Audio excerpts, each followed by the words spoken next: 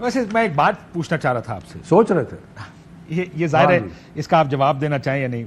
बहुत से लोग देखिए, देयर वाज अ टाइम जब सब कहते, बहुत कुछ पार्टी के अंदर हार्ड लाइनर्स थे जो कहते थे हेड ऑन कोलिशन एस्टैब्लिशमेंट के साथ होना चाहिए। बड़े ताने भी दिए जाते थे लोगों को। किसी को मैंने जो सुना, मुझे और लोगों ने बताया, किसी को कावर्ड कहा जाता था। मैं शीर मुजारी साहब की बात करूं, ये बात ठीक है कि बहुत प्रेशर था कि ये जो इस्टेब्लिशमेंट है इसके खिलाफ बयानबाजी करें, और आपने नहीं की, इस वजह से वो किसी को ऑफिसर कहती थी और ऊंचा कहती थी, खान साहब के सामने कहा जाता था। क्या ये बात ठीक है? नहीं, देखिए, मैं सीरियन के बारे में डायरेक्टली तो बात नहीं करना चाहता, लेकिन ये ज़रूर है कि पार्टी में दो मुख्तलिफ सोचें थी। एक सोच ये थी कि जो कि आराम से हम ये जो अपोजिशन करें, और अपोजिशन करने के बाद जब वक्त आए इलेक्शन का तो हमें यकीन था कि अवाम हमारे साथ है, तो इसलिए हमें कोई ज़रूरत नहीं है कि हम कोई ज़्यादा ऐसे चीज़ें करें कि जिससे मामला जो हैं वो ख़राब हों। एक दूसरी सोच ये थी कि नहीं, हमें फौरी तौर पे एक क्या कहना चाहिए, फ्रंट फुट पे और एक आगे बढ़ के होना चाहिए। तो मुख्तलिफ दो सोचें थी। उसमें कोई जारहाना सोच जो थी वो कई दफ़ा ऊपर हो जाती थी। लेकिन मैं एक बड़ी इंटरेस्टिंग बात मैं आज सोच रहा था जब मैंने कहा कि आपका कि खान साहब की एक बड़ी बिलीफ थी कॉन्स्टिट्यूशन में और जमहूरी इक़्तिदार में। अब उसके बारे में कई लोग मेरे से आर्ग्यू करेंगे, लेकिन मैं आपको मिसाल देता हूँ कि जब हमने असेंबली से इस्तीफ़े दिए अप्रैल के बाद, तो उसके पीछे सोच क्या थी कि अगर आप असेंबली से बाहर निकल जाएंगे तो उसके बाद असेंबली जो है वो बिल्कुल खोखली हो जाएगी और असेंबली ख़त्म हो जाएगी। लेकिन जिस चीज़ को कैलकुलेट नहीं किया गया, अगले उस लूली लगड़ी असेंबली से अपने मकासद पूरे कर लेंगे। इसी तरह जब प्रोविंशियल असेंबलीज़ को डिज़ोल्व किया गया, सारी दुनिया के वकीलों ने, मेरे सामने वकीलों ने कहा कि जनाब कोई वजह ही नहीं है कि ये इलेक्शन जो है 90 दिन में ना हो सकें, सवाल नहीं पैदा होता। लेकिन आपने देखा कि उन्होंने सुप्रीम कोर्ट के फैसलों की नफ़ी कर दी। तो मेरा ख्याल है कि एक प्रैक्टिकल रियलिटी जो है वो पावर की वो डिफरेंट थी, और जो जमहूरी एक्सपेक्टेशंस थी वो डिफरेंट थी।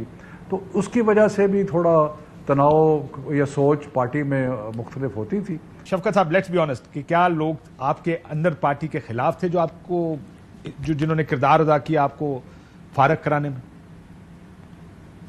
नहीं, देखिए, मैंने आपको पहले अर्ज़ किया है कि सियासत में जो मेरा तजर्बा है कि 70% पॉलिटिक्स जो होती है वो पार्टी के अंदर होती है। पार्टी के अंदर जॉकिंग हो रही होती है, पार्टी के अंदर एक दूसरे को धक्के लगाए दिए जाते हैं, और ये मैंने पीपल्स पार्टी में मैं था उसमें भी देखा और तहरीक इंसाफ में भी देखा। लेकिन ये एक नॉर्मल सिचुएशन है जो पॉलिटिक्स की है। तो यकीनन जो लोग मुझे नहीं चाहते थे कि मैं किसी प्रोमिनेंट पोजीशन में आऊँ, उन लोगों ने धक्का भी लगाया होगा, उन लोगों ने कोई गीबत भी की होगी, कोई बुरा भला भी कहा होगा। कोई नाम है ज़हन में? लेकिन मेरे दिल में कोई रंजिश नहीं। जी, कोई नाम बताएंगे कि किसने धक्का लगाया? सबसे ज्यादा धक्का किसने लगाया? नहीं, अभी वो मेरी किताब का इंतजार करें।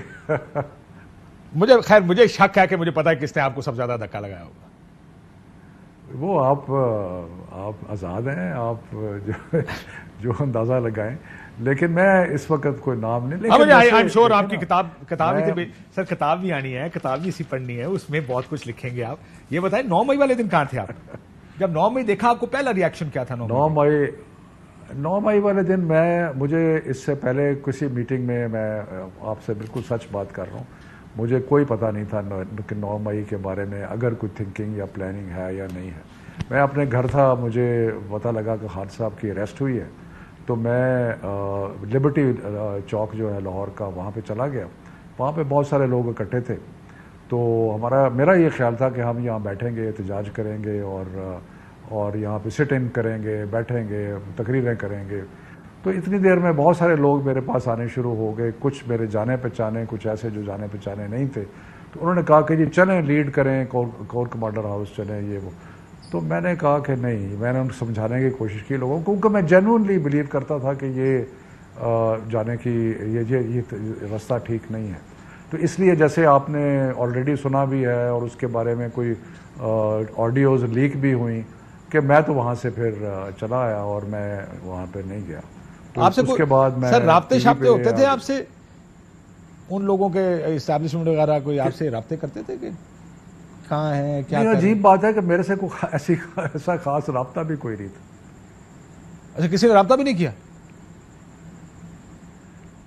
ऐसी कोई मतलब देखे ना, मैं तो एक बड़े लकी था कि मुझे कोई ज़रूरत ही नहीं पड़ी कि मैं पता नहीं शायद कि मेरे व्यूज़ के बारे में कोई अंदाज़ा था या क्या था, मुझे नहीं पता, लेकिन मेरे साथ कोई रब्ता ऐसा सच नहीं हुआ।